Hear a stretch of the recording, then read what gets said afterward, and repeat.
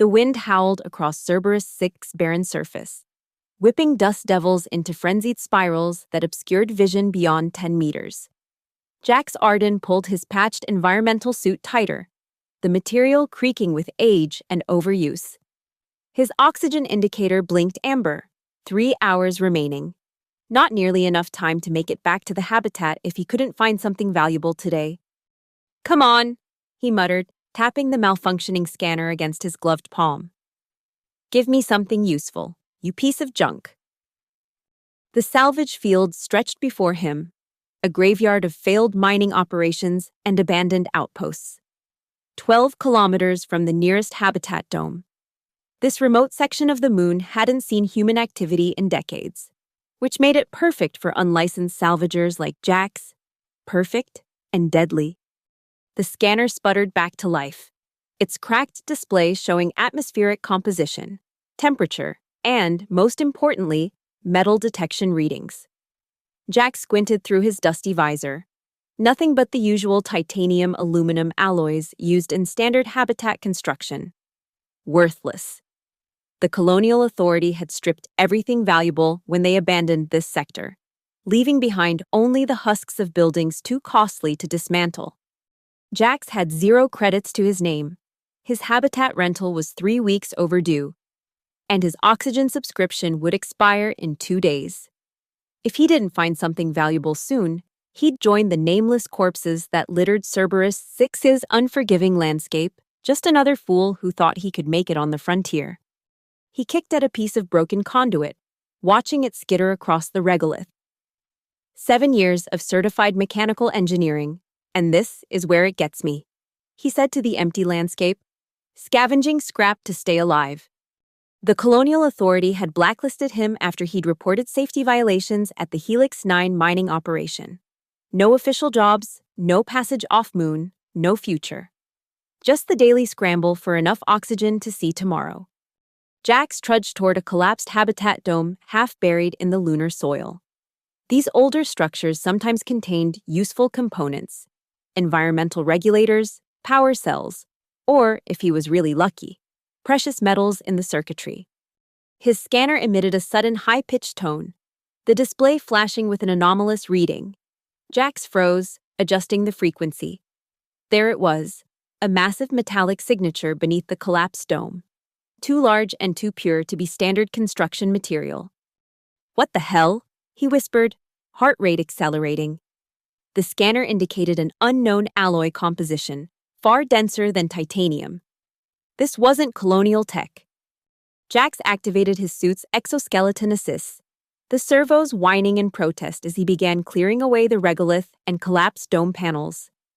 The labor was exhausting even with mechanical help, and sweat beaded on his forehead despite the suit's cooling system.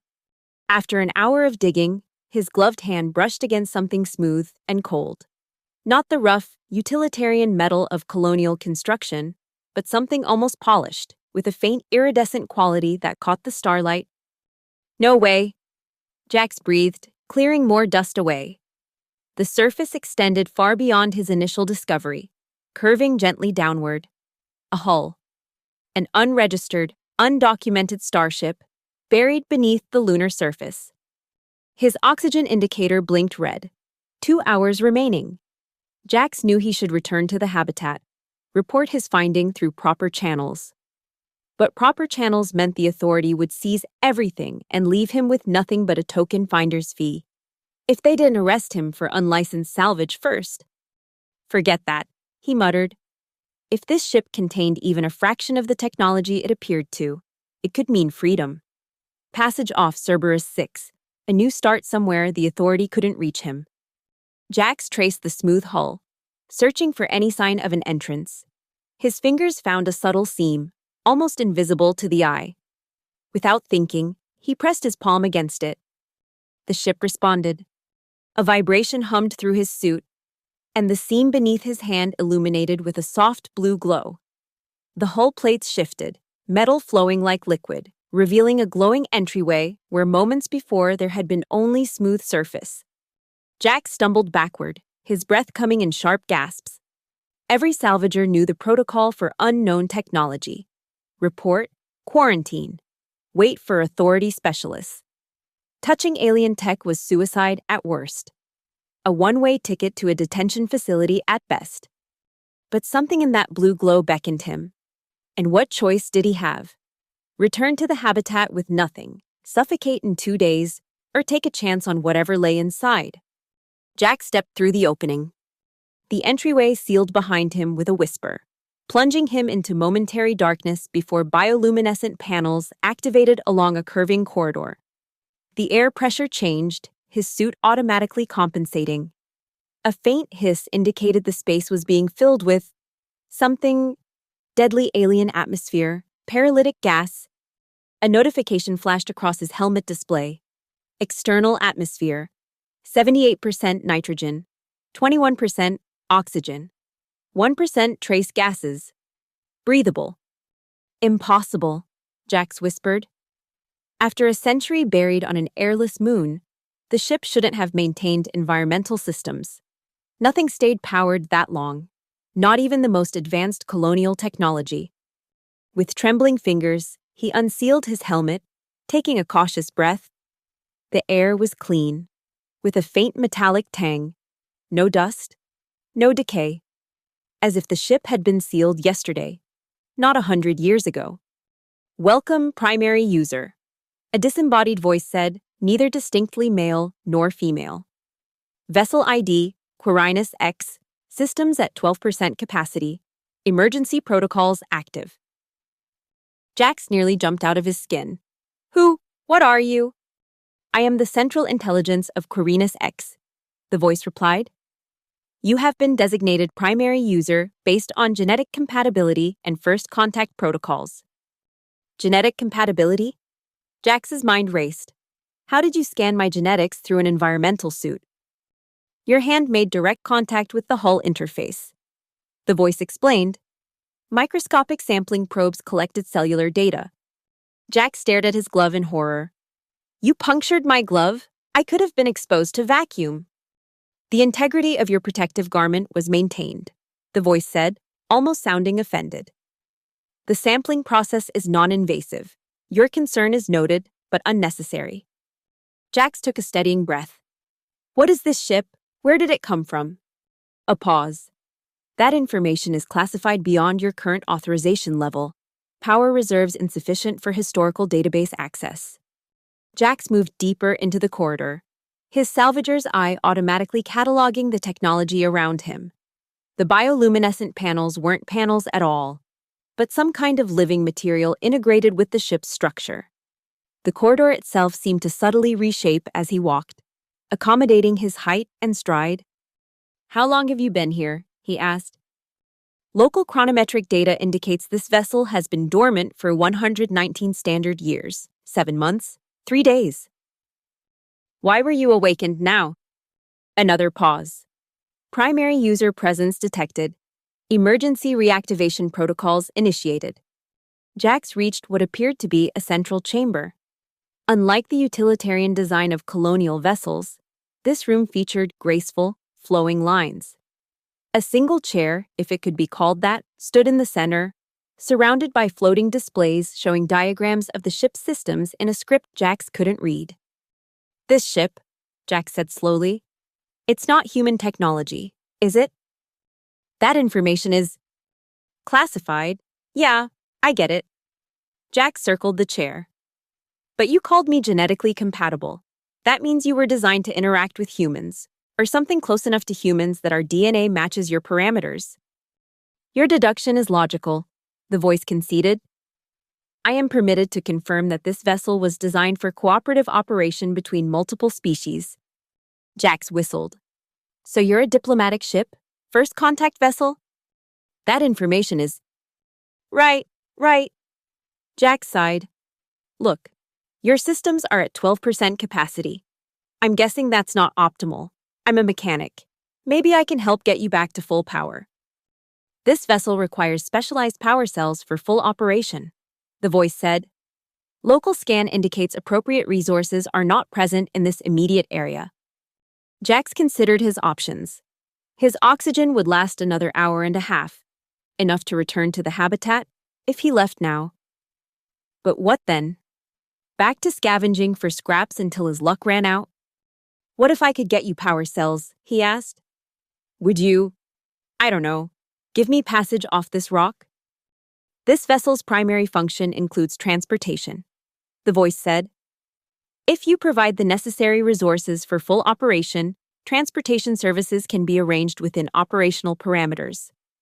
Jax grinned. We have a deal, then, but I need to go back to the habitat first. Warning: vessel location must remain secured. Revealing this location to unauthorized personnel will trigger defensive countermeasures. The grin faded from Jax's face. Are you threatening me?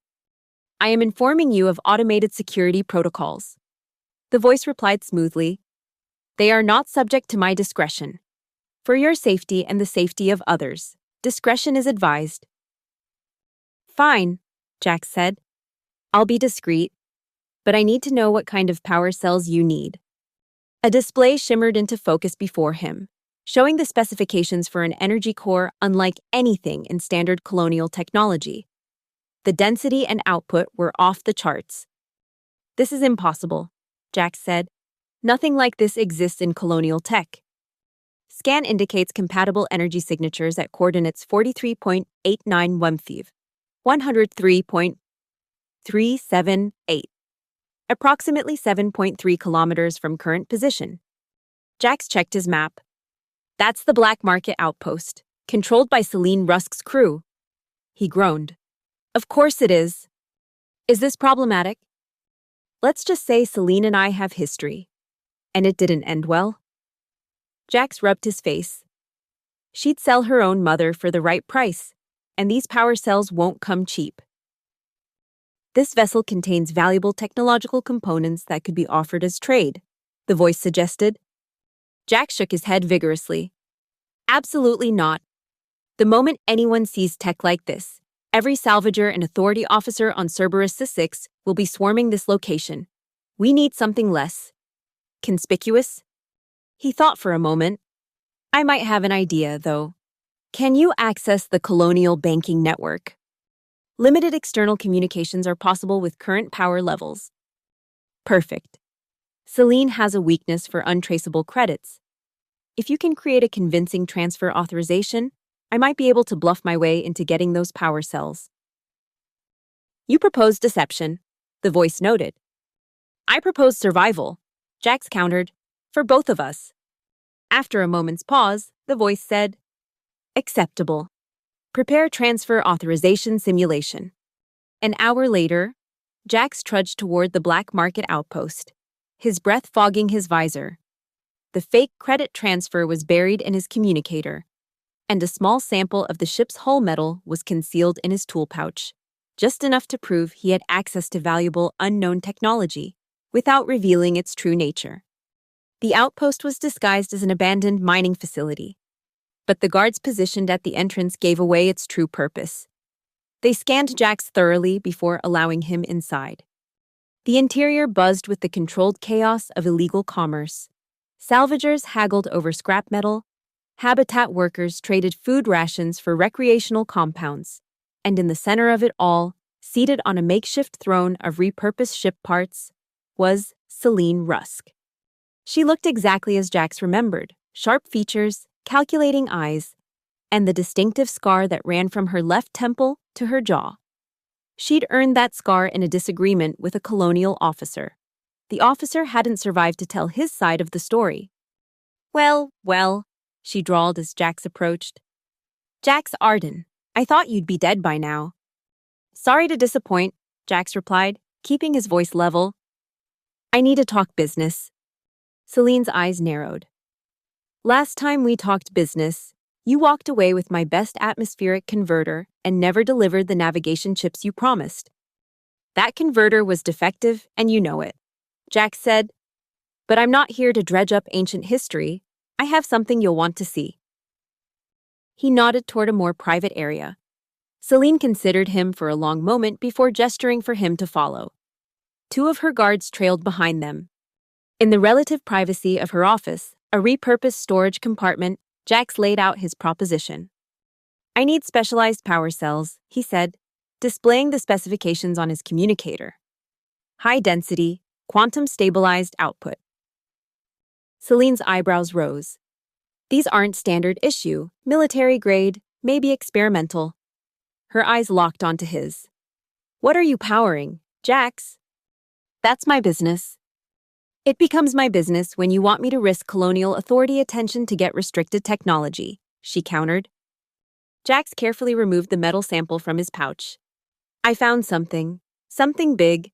This is just a taste. Celine took the sample, examining it with an expert eye. She ran a scanner over it, frowning at the results.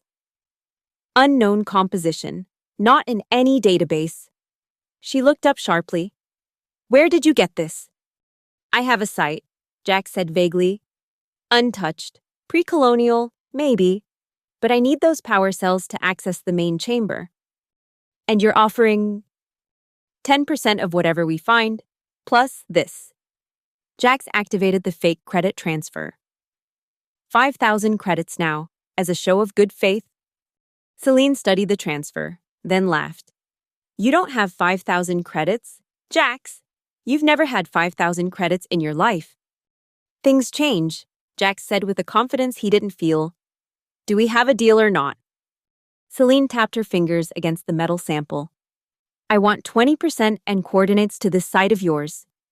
15%, and you get coordinates after I verify the power cell's work. Jax countered. Celine smiled, the expression never reaching her eyes. You're in no position to negotiate, Jax, but I'm feeling generous today. She extended her hand. 15%, coordinates after verification, and the transfer clears before you leave with my power cells. Jack shook her hand, ignoring the chill that ran down his spine. Celine Rusk never did anything out of generosity. Wait here, she said. I'll have the cells brought up from secure storage. The moment she left, Jax activated his communicator. Quirinus, he whispered, using the ship's name for the first time. Can you hear me? Communication established, the ship's voice replied through his earpiece. Audio only with current power levels. Celine agreed to the deal, but something's off. She gave in too easily. Biometric analysis of your vocal patterns indicates elevated stress levels. Quirinus noted. Yeah, well, making deals with Selene will do that to you. Jax muttered. Listen, if this goes south, can you track my location through this communicator? Affirmative, within range limitations. Current power levels allow tracking to a maximum distance of 10 kilometers. Good, because I think I'm about to... The door slid open, and Celine returned with a small, heavily shielded container. Your power cells, as requested, she said, setting the container on the table between them. Now, about that transfer. Jax activated his communicator, initiating the fake transaction. Processing now. Celine watched her own device, waiting for confirmation. After 30 seconds, her expression darkened. There's a problem with the transfer. Jax? Must be interference from the outpost shielding, Jax said quickly. Let me try again outside. Or, Celine said, her voice dangerously soft. There never was a transfer to begin with. She nodded to her guards. Search him. Find out what he's really after. The guards advanced, Jax backed away, hands raised. Celine, we had a deal. The deal was contingent on payment, she snapped. No payment, no deal. The first guard grabbed Jax's arm. Jax twisted, using the man's momentum to throw him into the second guard. He snatched the container of power cells and bolted for the door. The outpost erupted into chaos as Jax raced through, knocking over displays and pushing past startled traders. Behind him, Celine's voice rose above the commotion. 1,000 credits to whoever stops him. Salvagers and black marketeers lunged for Jax from all sides. He ducked, weaved, and finally burst through the outpost entrance into the lunar wasteland beyond. His suit's exoskeleton assists whined as he pushed them to maximum output, bounding across the regolith in long, low-gravity arcs. The power cell container clutched tightly against his chest slowed him down, but he didn't dare release it. A glance back showed pursuit, Celine's fastest guards in powered exosuits, gaining ground with each leap. Quirinus! Jax gasped into his communicator. I've got the power cells, but I've also got company. Any suggestions? Topographical analysis indicates a collapsed lava tube 400 meters to your east, the ship replied. It may provide temporary concealment. Jax altered course, pushing his suit's systems beyond safety parameters.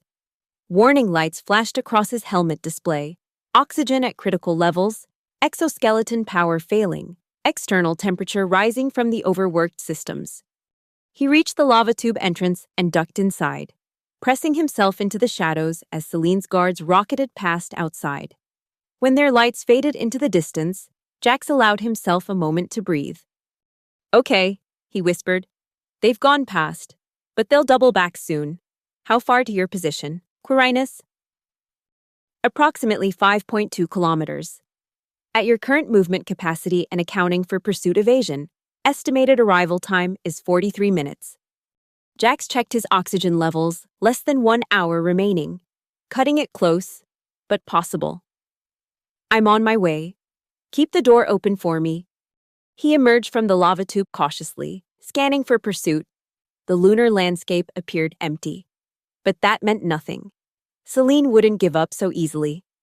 Jax set off at a measured pace, conserving his suit's remaining power.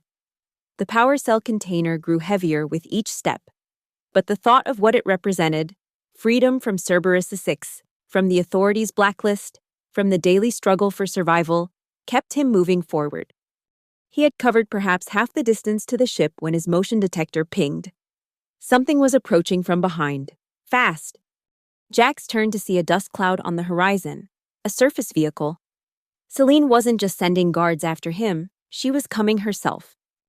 Quirinus, I've got a problem, Jax said, quickening his pace despite his depleting resources. Celine's got a rover, and she's gaining fast. Understood. Diverting remaining power to external sensors, attempting to establish defensive perimeter. Defensive? Jax nearly tripped over a rock outcropping. What kind of defenses do you have? That information is classified beyond your current authorization level, Quirinus replied, almost apologetically. Of course it is, Jax muttered. The rover was closing rapidly, a heavy-duty mining vehicle repurposed for Celine's operations, its reinforced hull bristling with aftermarket weapons. Through the front viewport, Jax could see Celine at the controls, her face a mask of cold determination. She's armed, Quirinus. Whatever defenses you've got, now would be a good time. Insufficient power for offensive measures, attempting to reroute emergency reserves. The rover pulled alongside Jax, and Celine's amplified voice boomed across the lunar surface. End of the line. Jax, drop the container and maybe I'll let you walk away. Jax kept moving, his eyes fixed on the horizon where he knew the ship lay buried. Not happening. Celine! The rover swerved in front of him, cutting off his path. The side door opened, and Celine emerged in a heavily modified combat suit, a plasma cutter humming ominously in her hand. You always were stubborn, she said, her voice distorted by her helmet's external speakers. It would have been cleaner to just give me the coordinates. Now I'll have to extract them the hard way. Jax clutched the power cell container tighter. You don't understand what you're dealing with, Celine. This isn't just another salvage score. No, she advanced slowly. Enlighten me. Jax's mind raced. If he told her about the ship, she'd kill him and take it for herself. If he didn't give her something, she'd kill him anyway. It's pre-colonial, he said finally. A research outpost buried under the regolith. The tech is like nothing I've ever seen. Celine tilted her head. Considering? And you need these specific power cells because... The main laboratory has a quantum-locked door. These cells are the only way to power the opening mechanism. Interesting story, Celine said. But I think you're holding out on me, Jax. The metal sample you showed me, not like any research station alloy I've ever seen. And I've seen them all. She gestured to her guards, who had caught up and now formed a perimeter around them. Hand over the container and tell me exactly what you found, or I start removing body parts. Your choice. Jax calculated his options. 0. His suit was nearly depleted, oxygen was running low, and he was outnumbered 5-1. Even if he somehow escaped Selene, he'd never make it to the ship before his air ran out. Quirinus, he whispered, barely moving his lips. I'm sorry. I tried. To his surprise, the ship responded in his earpiece. Emergency power rerouted, initiating proximity defense protocol in 3, 2, 1. The ground beneath them trembled. At first, Jax thought it was another of Cerberus Zui's frequent seismic events, but the vibration had a pattern, a rhythm too regular to be natural. Selene felt it too. What the hell? The regolith erupted 50 meters away, a plume of dust rising into the airless sky as something massive emerged from beneath the lunar surface, even half-buried. The gleaming hull of Quirinus X was breathtaking, far larger than Jax had realized from his limited exploration, with sweeping lines that seemed to absorb and redirect the starlight. Selene's guards backed away in alarm. Selene herself stood transfixed, the plasma cutter drooping in her hand. That's not a research station, she said quietly. No, Jax agreed. It's not. The ship continued to rise, shedding lunar dust as more of its form was revealed. Panels along its hull pulsed with the same blue light Jax had seen earlier, but now they formed patterns, complex, flowing designs that shifted and changed as the ship moved. What is it? Selene demanded, her voice barely audible over the rumbling. Before Jax could answer, a voice boomed across the lunar surface. Quirinus, broadcasting externally. Unauthorized personnel detected. Defensive countermeasures enabled. Clear the area immediately. Ports opened along the ship's hull, revealing what could only be weapons, ancient, alien, and undeniably powerful. They oriented toward Selene and her guards, emitting a high-pitched whine that vibrated through Jax's suit. Quirinus, wait! Jax shouted. Don't shoot. The weapons paused their charging cycle, but remained deployed. Selene and her guards stood frozen, caught between fear and the instinct to flee. Jax, Selene said, her voice unnaturally calm. What have you found? I don't know exactly, Jax admitted. But it responded to me, called me primary user because of some genetic compatibility. Selene's eyes narrowed behind her visor. You're controlling it. Not controlling, Jax corrected. We're negotiating. It needs these power cells to fully reactivate. I need transport off Cerberus 6. And where were you planning to go? Selene asked, a new calculation visible in her expression. Anywhere the authority can't reach me. Jax took a cautious step toward the ship. Selene, this doesn't have to end badly. Let me take the power cells to Quirinus, and we all walk away. Selene laughed, a brittle sound through the suit's speakers. Walk away from the discovery of the century. I don't think so. Jax! She raised her communicator to her lips. This is Rusk. I need all available units at my coordinates now. Bring heavy equipment. We've got a major salvage operation. Jax's heart sank. Selene, don't do this.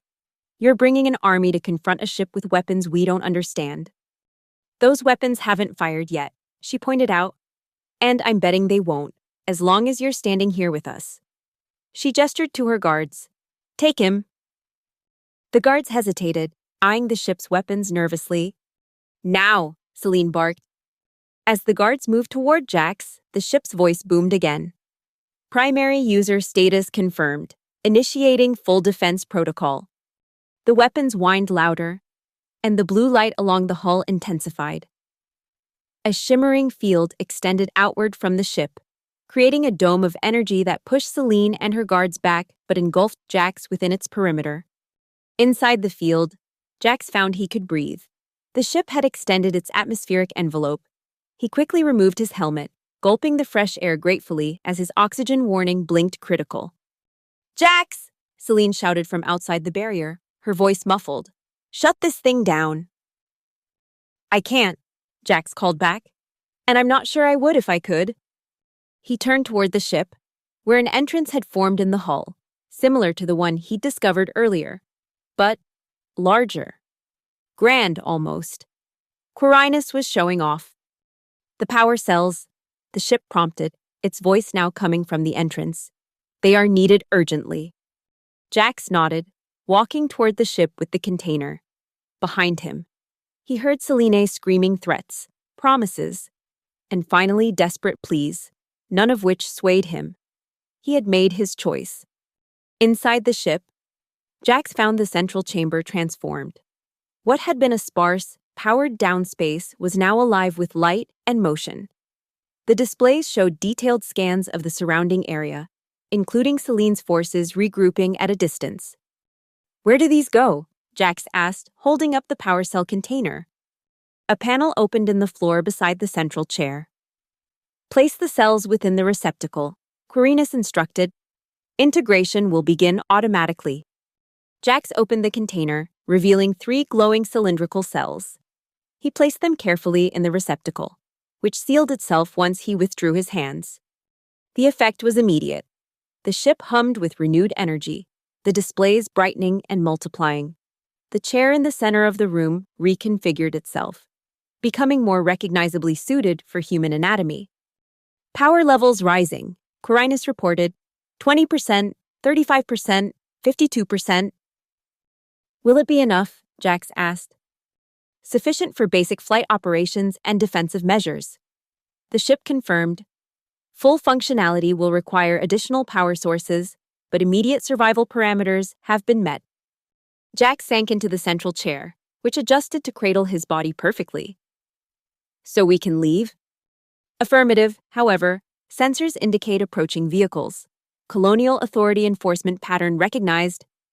Jax sat up straight. "How many?" 3 heavy transports, estimated arrival in 7 minutes. Weapons signatures detected. Selene called in the Authority. Jax realized. She's desperate enough to risk dealing with them. These enforcement units pose minimal threat to this vessel at current power levels. Quirinus said. However, their weapons may cause significant collateral damage to the surrounding habitat area if full defensive protocols are engaged. Jax's mind flashed to the habitat dome 12 kilometers away, home to over 5,000 people, many of whom were just struggling to survive. Like him.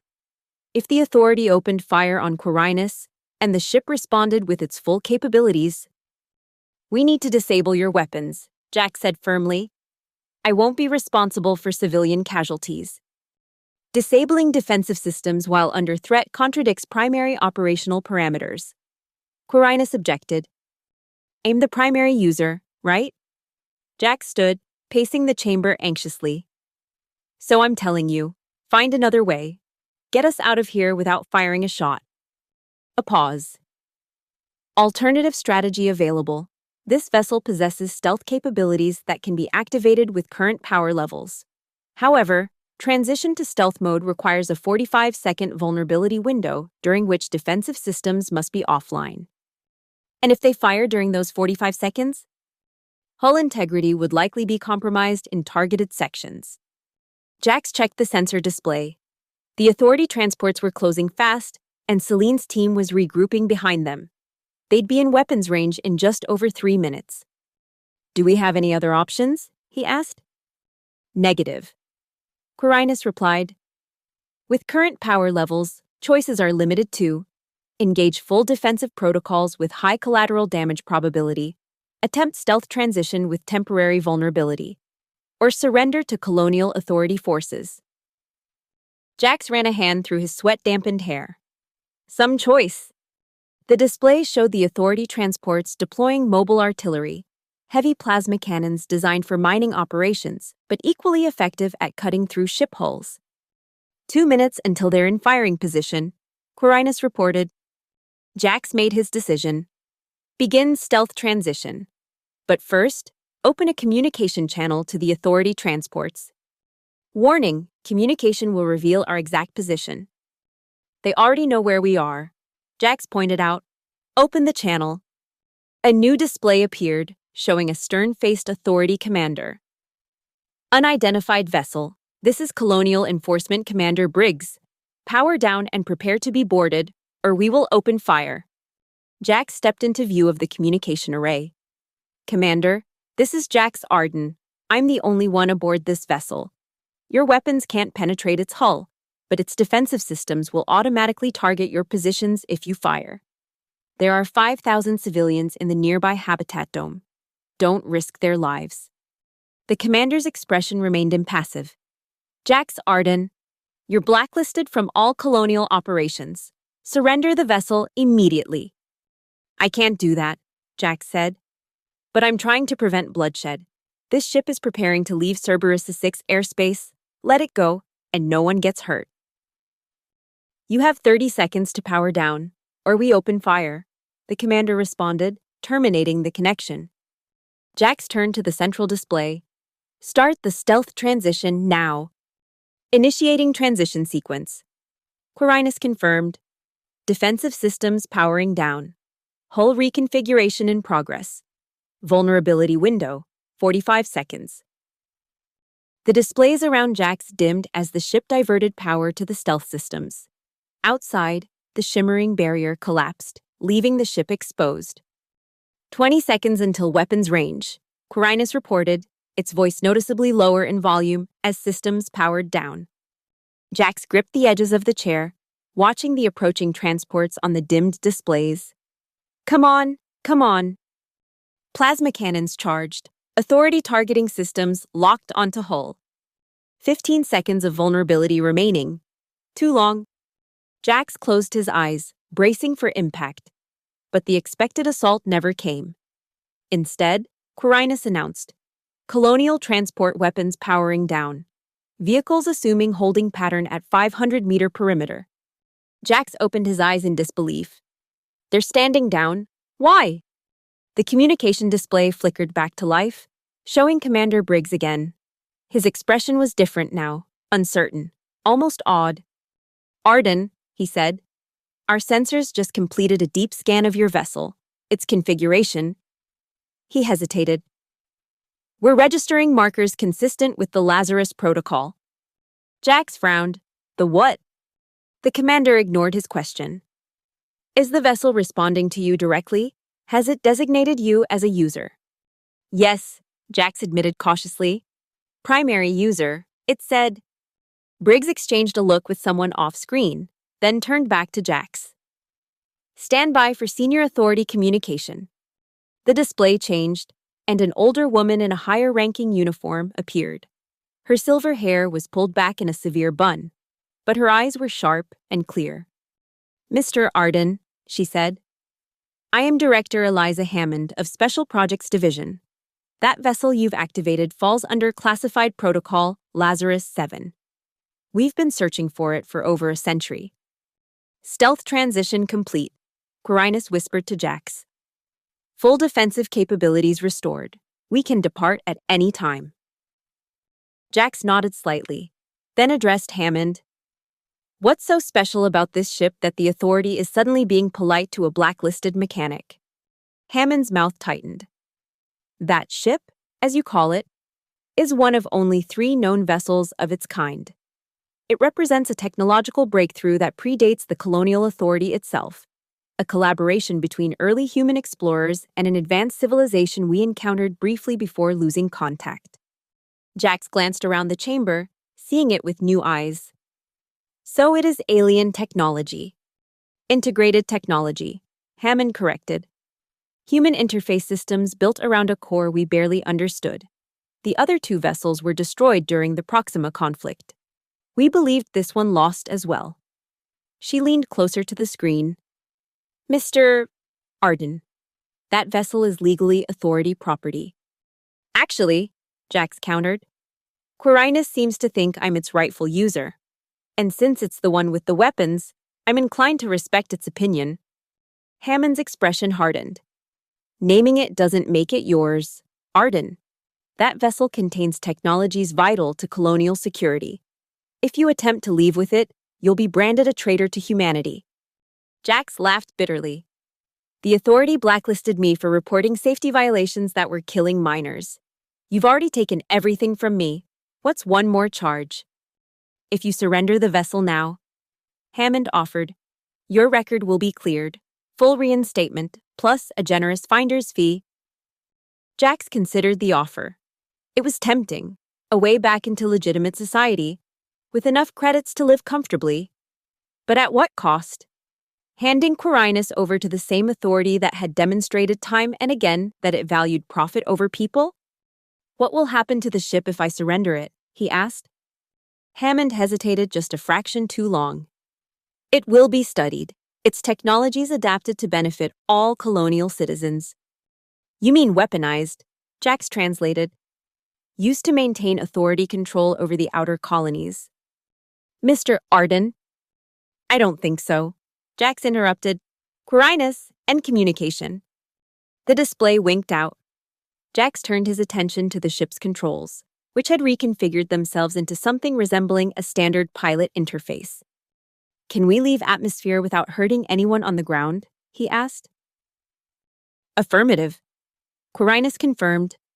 Stealth systems will minimize propulsion signature. No collateral effects expected. Then let's go, Jax said. Before they decide to risk firing anyway. The ship hummed around him, the vibration changing pitch as propulsion systems engaged. On the external displays, Jax watched the ground fall away, first slowly, then with gathering speed as Quirinus rose into the thin atmosphere of Cerberus 6. The Authority transports grew smaller below them. No attempt made to pursue. Either they recognized the futility, or they had other plans for tracking the ship that Jax couldn't yet see. As the curve of the moon became visible beneath them, Jax felt a weight lifting from his shoulders, the constant pressure of survival that had been his companion for years. He was leaving it all behind.